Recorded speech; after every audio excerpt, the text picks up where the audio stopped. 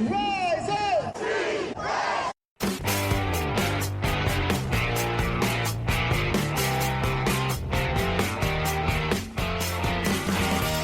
This is the Rise Up See Red podcast, all about the Arizona Cardinals and the NFL, featuring insider and outsider perspectives. Enjoy the best hour of Cardinals talk on the web.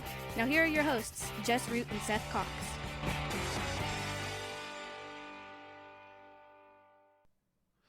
Hello, Arizona Cardinals fans, and welcome to the latest edition of the Rise Up See Red podcast, the best hour of Cardinals talk on the web. I'm your host, Jess Root from CardsWire.com, the USA Today NFL Wire site covering the Arizona Cardinals, with my co-host, Seth Cox from RevengeOfTheBirds.com, SB Nation's Arizona Cardinals site, and also one of the hosts of the original Draft Breakdown podcast. We're on episode 536, although if you notice in our feed, we don't have episode 534. Going through some technical difficulties, might have to do some things with that. So episode 534 will come out of order, as we talked about in the third of our 4 draft preview shows.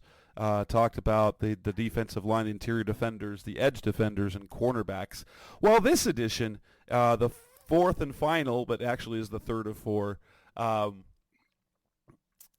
draft previews on the final 2 positions in the draft that we need to cover. We'll talk a little bit about specialists too, but we've got off-ball linebackers and we've got safety sets. So there's not I think, would it be safe to say that these might be the 2 weakest positions in the draft this year? Yeah, I mean, there's some decent ones. I would say that safety and running back are probably the 2, worst is a strong word, but like you said, weakest. Yeah. And then from there, like you said, probably off-ball linebacker. Doesn't mean there aren't some good ones to know, especially as Cardinals fans. I mean, we do joke a lot about the linebackers and drafting a bunch of them, but it feels like there are a couple in this class that fit exactly what Jonathan Gannon and Nick Rallis want their defense to be, and they can be had on day 2, maybe even day 3, where they would be ideal fits. Yeah, so let's talk about the linebackers, the collective favorite isn't the number 1 backer, isn't pretty much known as Peyton Wilson, and I guess both of these positions are positions where we should probably not expect anyone to be drafted in the first round for either position, probably. Yeah, so I mean, you start with Peyton Wilson, and he's a guy that is a phenomenal player, but there are a couple huge things that are red flags. One, the first one being that he is already 24 years old, just turned 24, or will be 24 when the draft happens. He turns 24 on Monday, actually, so we're recording Thursday night. Or is it Sunday? I don't know, the 21st, whatever day that is. So he turns 24 on the 21st, which means he was a college freshman in 2018. Jess, so we didn't even know what COVID was by that point. And this is why I would say that his on-the-field work is probably consensus first linebacker, and then we're going to go over why he is likely to be a guy that goes on day 2, if not day 3. And that first thing is, in 2018, he missed the entire 2018 season, his freshman year, because he injured his knee during summer and had to have surgery. In 2020, he had a nagging shoulder injury, dealt with some concussion issues. No big deal. Didn't miss any time. I think he missed 2 games. He missed 2 games. 2021, so what should have been his senior season, he missed the final 10 games because he had to have surgery on that shoulder. 2022, he only played in 11 games, was honorable mention all ACC, but missed 2 games with a shoulder injury again. And then in 2023, he put together a full season for the first time in his collegiate career. and was phenomenal. Everything we kind of expected him to be, dating back to 2020 when he was a redshirt sophomore and was first team All ACC. He was a unanimous All American, first team All ACC, won the Buckus Award, which is for the top linebacker of the country. He finished with 138 tackles, including 17 and a half tackles for loss, 6 sacks, 9 passes defensed, and 3 interceptions. I mean, he is legitimately a freak of nature on the field. Prototypical size, just under a shade under 6'4", 235, with incredible athleticism, 4'4", 340, 9'11" broad jump, a 4'2" short shuttle, and a 6'8", 3 cone. He is a complete and utter freak of nature who has the knees and shoulders of you, Jess. And that is that's not good. And that is where things come from. So he so people understand kind of the timeline. He blew out his knee in 2017 and was rehabbing it and had to, and I'm assuming all it says is re-injured and had to have surgery again. I'm assuming he blew it out again. I mean, that's what why else would you miss an entire year and have to have surgery again, right? So two knee surgeries and then 2 shoulder surgeries. That just like it would be for were it a only running the back, knee injuries. Yeah. Were it only the knee injuries, that would be a minor red flag, especially if you saw them come back fully and play the way he did this past season. But at shoulder, and if you said on previous shows, is a linebacker with questionable shoulders means you're not going to get much from him. Yeah. So here's the thing with Peyton Wilson. He becomes an intriguing prospect at 66 or 71. He becomes a really hard guy to pass up at 90. Yeah. But anything before 90, you really have to weigh the pros and the cons of what you're looking at here, because you are looking at a legitimate, and I don't say this as hyperbole, a legitimate like guy in the mold of these guys like Dre Greenlaw, Fred Warner. Like, that is how he plays the game. He is that good. But it is really hard to draft a guy that's 24 and has had 4 surgeries already.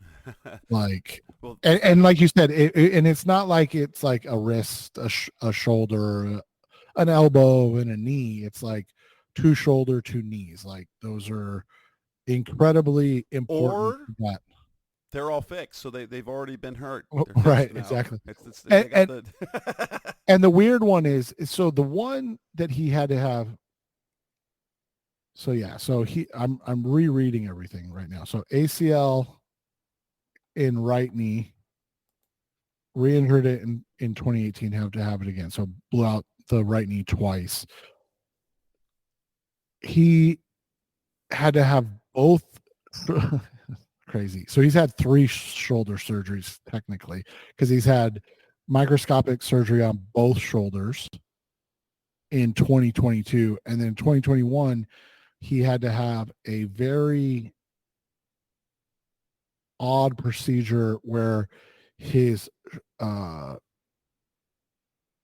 shoulder blade continued to dislocate, and he had to have a surgery to repair that to make sure it didn't happen anymore.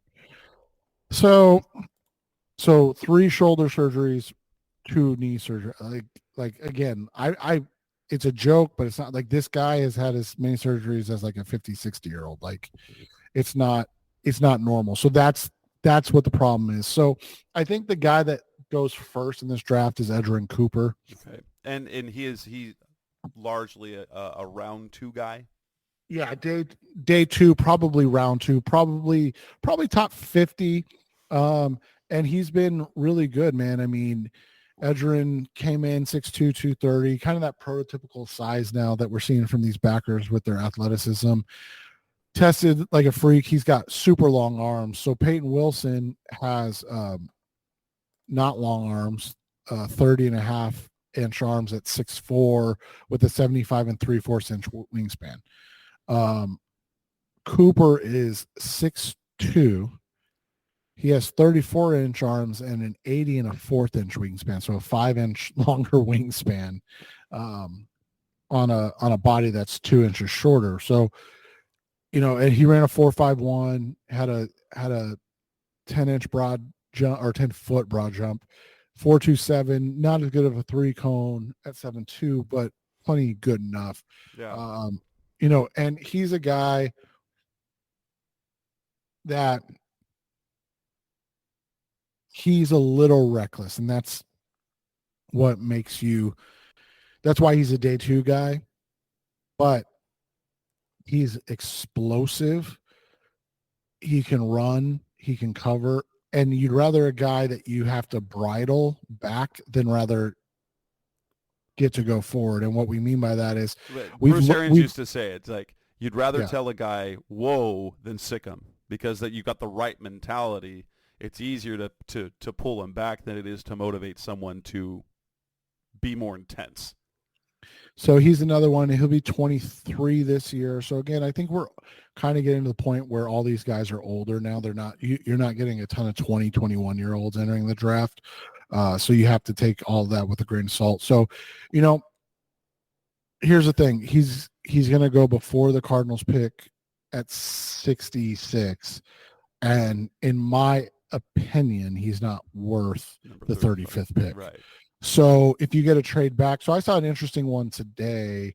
I think it was by CBS Sports. If I am wrong, I apologize, but I am fairly certain it was CBS Sports. And the Cardinals traded back with the New England Patriots, I want to say. And they got from 27 to 34 and 68, I want to say it was. Or it was, I have to double check. And so they had 34 and 35. So again, you're probably not going to want to take Cooper in that range, but that gives you a little more freedom, right, to make a move if you need to. But yeah, so that's number 2. Number 3, it starts to become a question mark or a debate. Like, who do you like? Some people like Jeremiah Trotter, the Clemson linebacker. Yes, the same Jeremiah Trotter as his name as his father, who played in the NFL forever. Just built completely different. This Jeremiah Trotter, 6 foot, 230 pounds. That Jeremiah Trotter was 6'4" and 260 pounds. But this one is incredibly instinctive, and that's something I think that the Cardinals linebackers have lacked coming out. I remember having the conversation about Isaiah Simmons and our concerns about, asking him to be a linebacker, saying going all the way back to Hassan Reddick. Right, to Hassan Reddick, yeah. And then even as recently as Zaven Collins, and talking about he played in a gimmick defense. Like a 3-3-5 is just not something that the NFL plays a lot of, and he kind of had free reign to do different things. And so when you look at what Trotter has done and does, incredibly instinctive. He is one of those guys that, despite his size at 230, he's a come down and hit people in the face type of guy. And he really reminds me of a guy that was just a productive menace in Jonathan Gannon's defense in Philly, and that's TJ Edwards. Similar build, similar play style. I think he's a guy that if you could get, and they're talking about him in late round 3, early round 4, that would be kind of an ideal area for him, right? Because you're talking about a guy that you get at 90 or 105 that can come in and potentially start right away, be a every down guy. From there, you got the Michigan and Ohio State guys, Junior Colson. Again, I love all of these Michigan guys, but they're getting to the point now where you kind of want to see them outside of their phenomenal defensive scheme, right? And he is he is a hammer. I mean, this dude loves to come downhill, loves to hit. There won't be any questions about the interior run game anymore. And he has good athleticism. He did not work out, but he shows good athleticism on tape. He looks like a starting Mike backer in the NFL from day one. Again, but you want to see these guys outside of that framework of an elite defense. Tommy Eichenberg, he's another one in the same range as Trotter, right? Round 3, 4, late round 3, early round 4. Colson's probably going to go round 2 or 3, though, by the way. I should have mentioned that. Eichenberg is a guy that he put up just insane numbers in 2022. And a lot of people thought he would leave last year. 120 tackles, 12 tackles for loss, 2.5 sacks, 4 passes defense, 1 interception.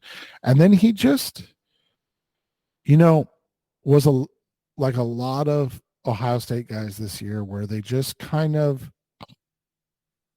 never reached that potential that you were expecting. Eichenberg is a guy that missed 3 games this year with an elbow injury. Still was first team All Big Ten. Was actually second team All American. I didn't think he played as well this year as he did last year. But if you go back to last year, he's a guy that understands his job as a middle backer. He's not as football physical as like Colson was, or as much of a shot out of the cannon type of guy, like a Jeremiah Trotter, but he is a guy that is going to always be around the football, understand what his job is, and make plays consistently.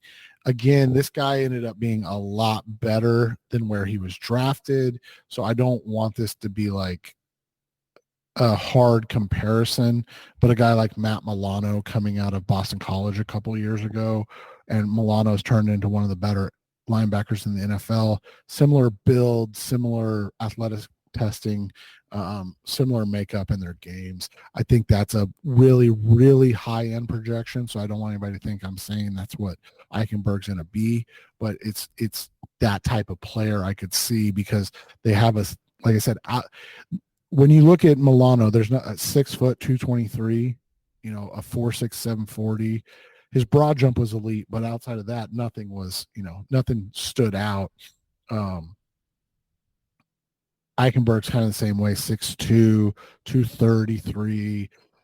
Really played well, though, and had a lot of productivity.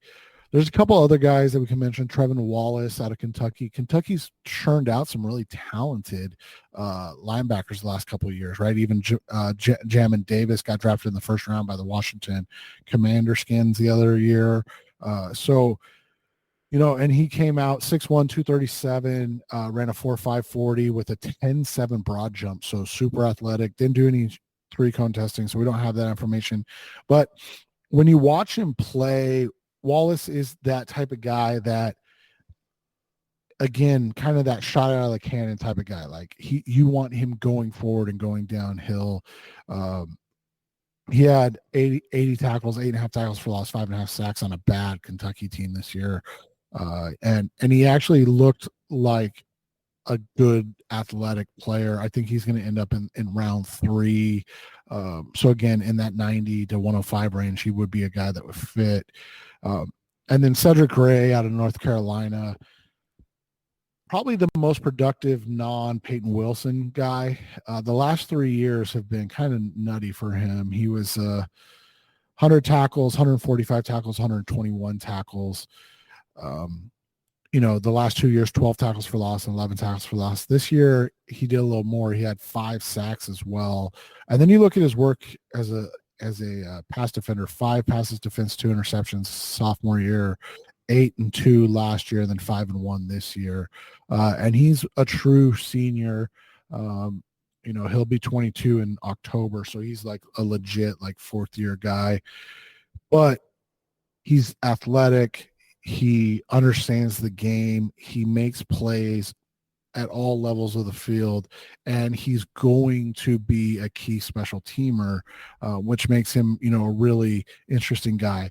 The rub on him is that he's not a burner, so he doesn't have the eye-popping numbers that some of these other guys have. Well, isn't that kind of the knock on this class, is that we don't Yeah. have the elite testing times that we've had in previous years, Right. outside of Wilson, really. Right. Outside of Wilson, really. I mean, you had some guys that did some things. I mean, Jordan McGee ran a 4.5 and had a 6.93 cone, which isn't bad. The kid out of Washington, Olafoshio, I can't pronounce his first name, Edafun, Olafoshio, he had a 10.8 broad to 39.5-inch vert, so like jumps out of the building. And 4.56 is still great, don't get me wrong, but it wasn't, he's 6 foot and 235, like he's a smaller guy. So yeah, it's just a different type of class than we've had in the past couple of seasons. And outside of that, so are there any late, like the Cardinals like to go, at least what we saw last year from Monty Austin Ford, when they went late round guys, they were high in athleticism, and like an Owen Papo, crazy freak, literally a freak, kind of like Peyton Wilson. I don't like. There's not that this year. There are a couple intriguing guys. Maris Leofa from Notre Dame, 6'2", 234. So nothing like that really stands out.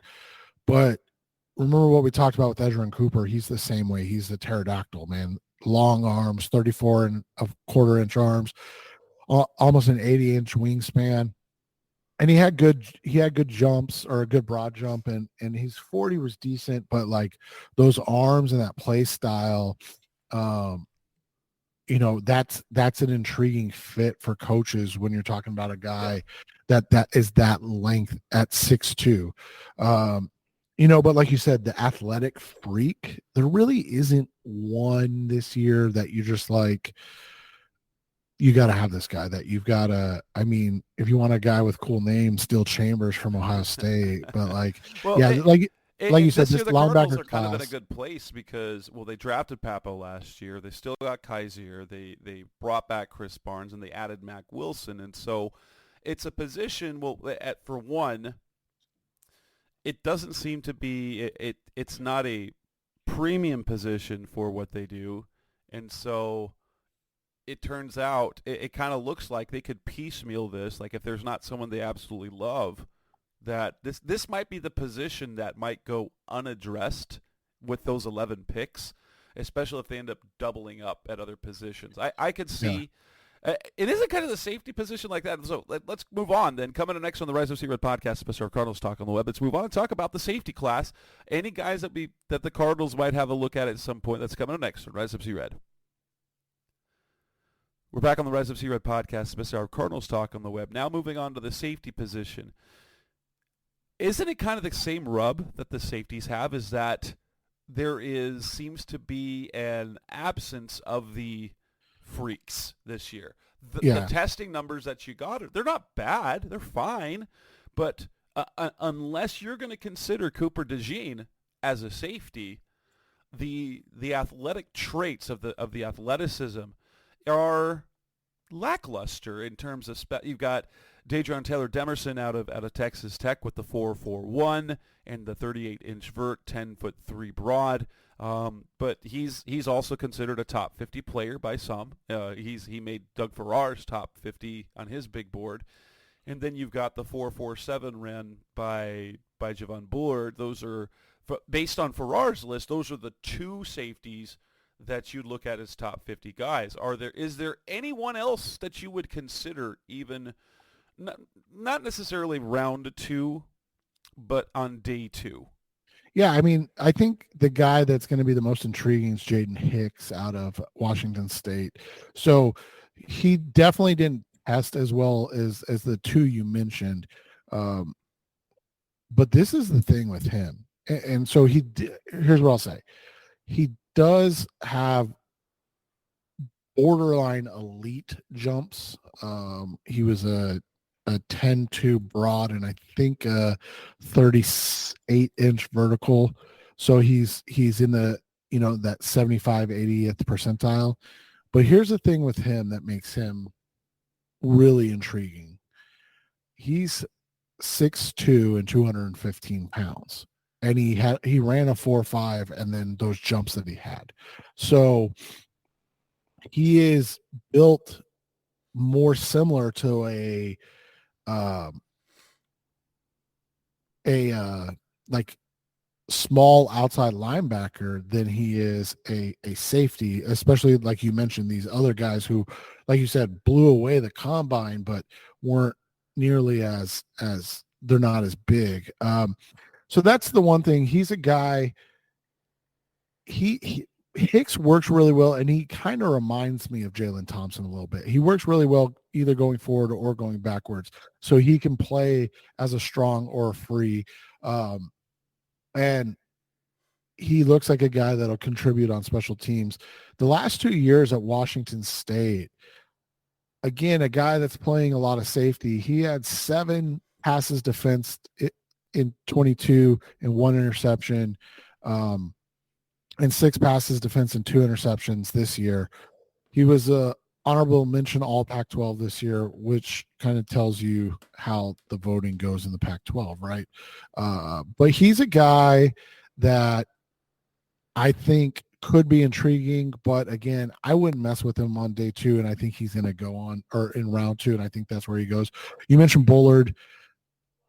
Similar to how I feel about these Michigan guys, I love Bullard's makeup. I love everything he does. 5'10", 198, so call it 200 pounds. 4.47. Had a great short shuttle at 3.97. So anything under 4 is considered elite. So moves well, but I want to get these guys out of the Georgia scheme, right, and see really how they fare on that, by themselves and what they can do. The issue with Bullard is a little. So I guess I should have said this about Hicks. So Hicks has a 76 and a quarter inch wingspan. Bullard's 73 and 5/8. So it's one of those things where you're like, is he long enough to be a consistent guy in coverage? I think he's a guy that can be used. I just think he's similar to Buddha, but just not as like Not as as good. much. Yeah. I mean, that's the best way to put it, Jess. I don't want to be disrespectful to guys, but like Well, they play in fairness, Buddha's really good. right, So, exactly.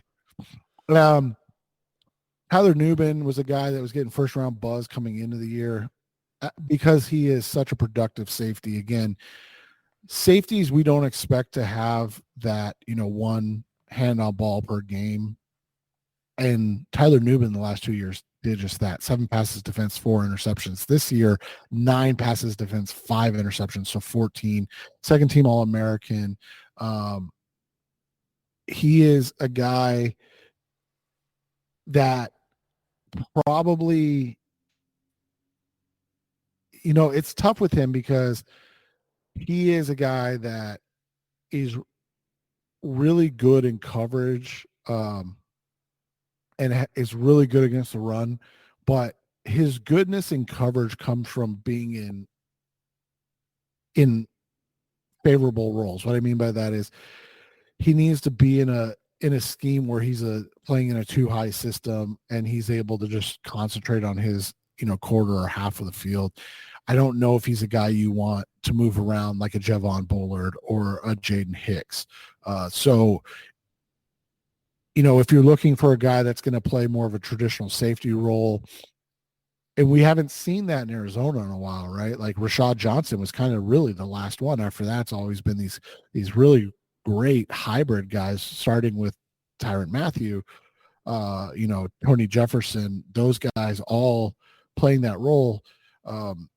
Newbin's kind of a throwback, and so we'll see what they want and how they deal with him. But again, another guy, right, that you're looking at in that, 66 range, right, at the earliest. Cole Bishop out of Utah, a guy that's been a thorn in the side of the Sun Devils for years, right? He's an incredibly talented player, but he has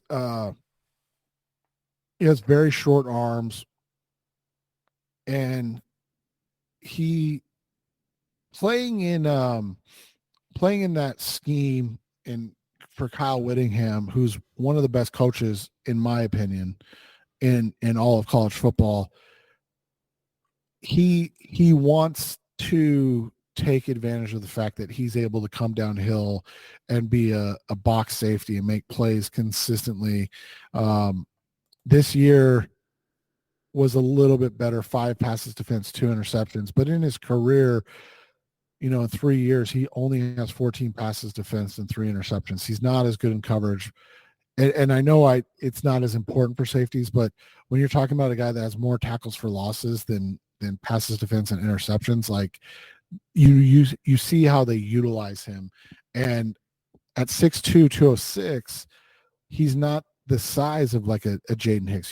He's leaner. He did have a decent combine, really good 40, good vertical jump.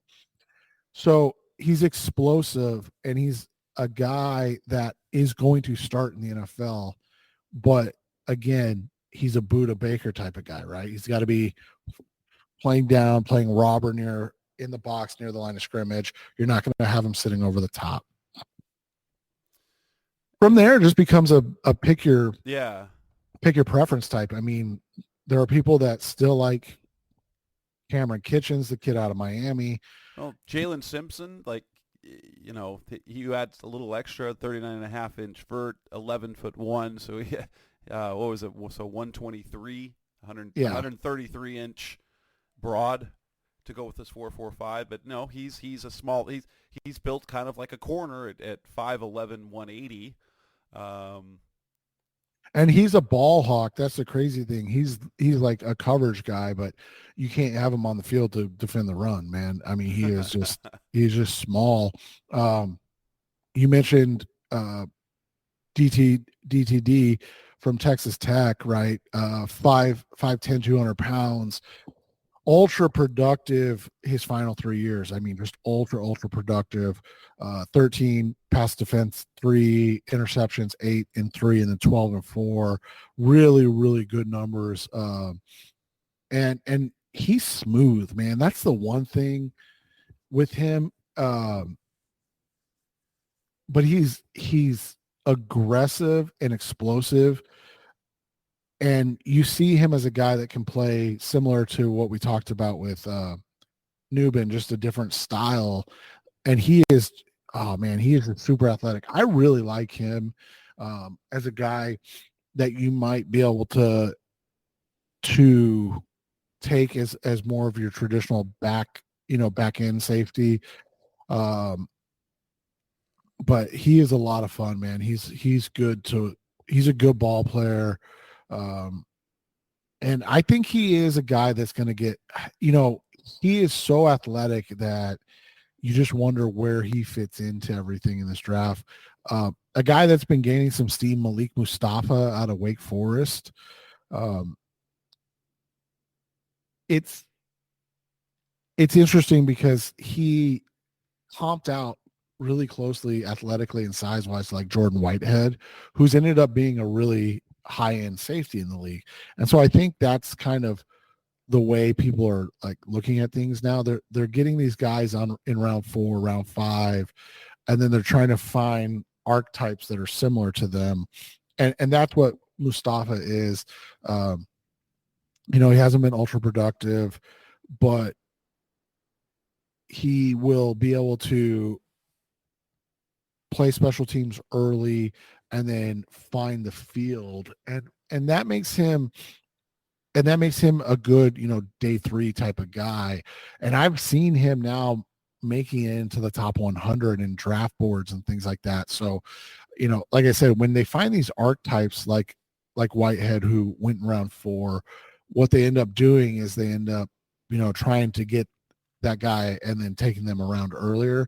And I think that's where mistakes come in, right? Because like you said, it's tough to replicate the atmosphere that somebody came in and played well in and have him succeed. And remember, Whitehead went to the Tampa Bay Buccaneers, the Bruce Arians Tampa Bay Buccaneers, right? Well, actually, he was drafted by Cutter, sorry. But then the Bruce Arians, Todd Bowles Buccaneers were his second year.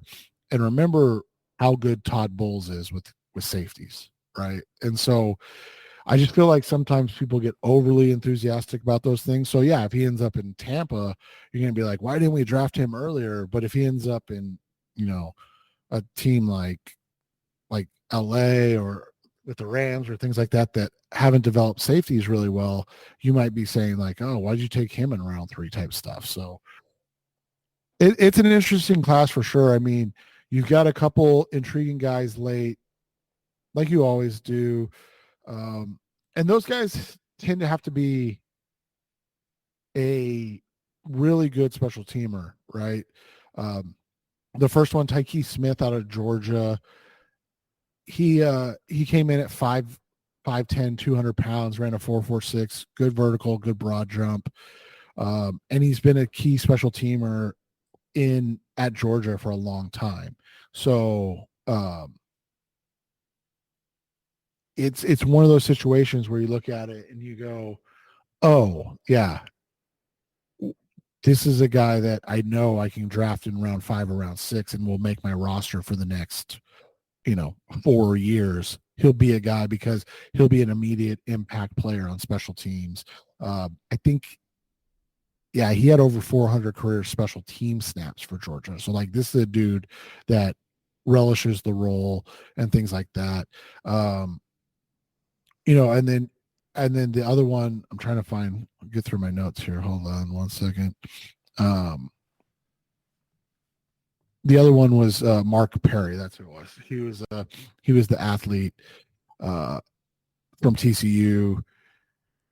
He was not invited to the combine. I don't know why. Typically, when they're not invited, they usually either have an off-field issue, right, or a guy that just didn't get enough snaps. But 6 foot 213 and ran a 4.4 flat with 37-inch vertical and a 10.11 broad. So like at 213, he's a super athletic guy.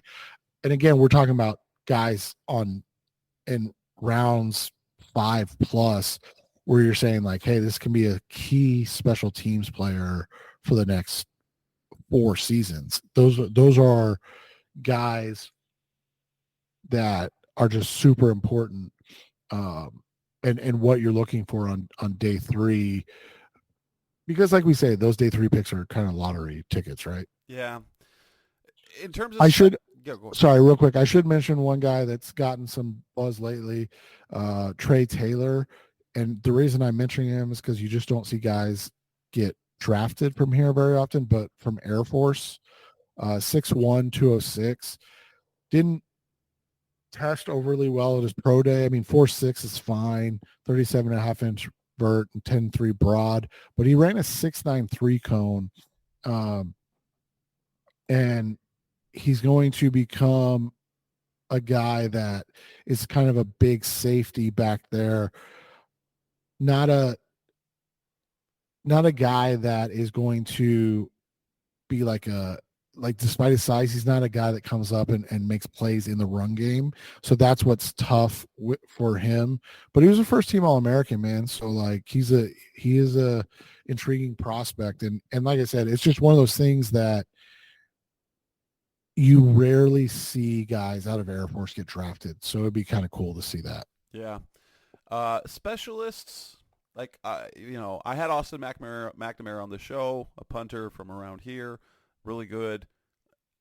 Is there any specialist that would be worth a draft pick this year? I doubt it, but did they re-sign Brewer already? They did, right? They did. Okay. Yeah, the kid out of Wisconsin is supposed to be really good, the long snapper. And then the Alabama kid has been like nails his entire career, the kicker. But, outside of that, I don't think that there's anything worth. We said the same thing about Moody last year, and he had a very up and down rookie year. Yeah. He was he was a lock. And then the Niners took him in the third round. Well, that's the thing. So the thing with these kickers and long snappers or whatever, if you're going to draft one, don't do it until like the 7th round. Like, just get ahead of the priority free agent. Yeah. Like, these guys that draft them in the 3rd round, I think it almost puts like too much pressure on these guys. And then, Zane Gonzalez, the kid out of Florida State, Robert Aguayo, right? Like, it just puts too much pressure on these guys, and then they can't, because they live and die on every kick. You need to have that Sebastian Janikowski, like, smoke a cigarette and go kick a field goal mentality, and it doesn't matter because you'll just go do it the next time, right? And these guys nowadays don't have it. You mentioned McNamara. The crazy thing about McNamara is obviously he's 6'5", so he's a big dude. But the kid out of BYU, and I don't know if you're familiar with him, Ryan Recco, came in at 6'4", but is 235. So he's a thick boy punting back there. yeah.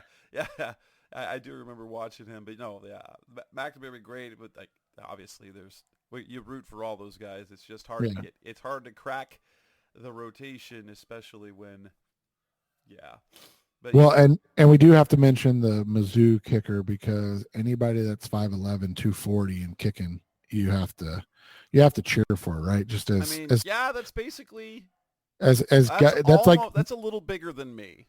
But that's like the middle-aged guy, right? You're like, all right, if you got a middle-aged body as a 22, 23-year-old, I'm going to root for you, man. Because, like, you just don't see guys. I mean, you look at the rest of the kickers, and they're all, like, right around 200 pounds. He's 241. Yeah. Like, that's at 5'11". Like, that's crazy.